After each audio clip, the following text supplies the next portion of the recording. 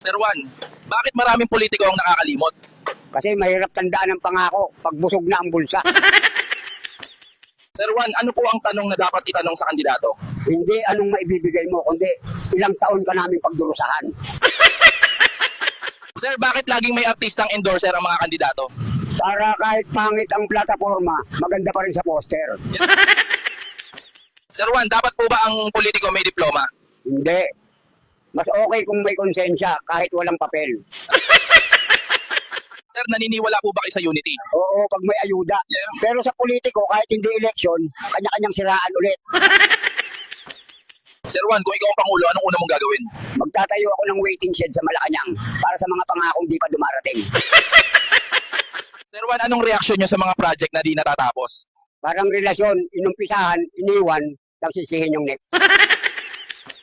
Sir, anong tingin nyo sa politikong nagbabagong anyo tuwing eleksyon? Parang transformer.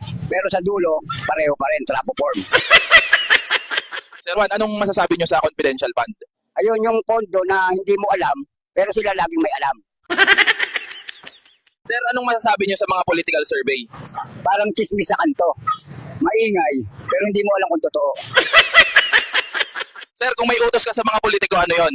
Isang araw lang sa squatter para malaman kung sino talaga ang kawawa.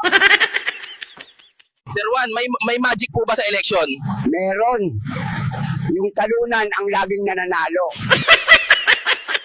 Sir Juan, ano po masasabi nyo sa mga botong nababayaran? Short term saya, long term sumpa. Sir, paano mo malalaman kung sobrang high na high ka na?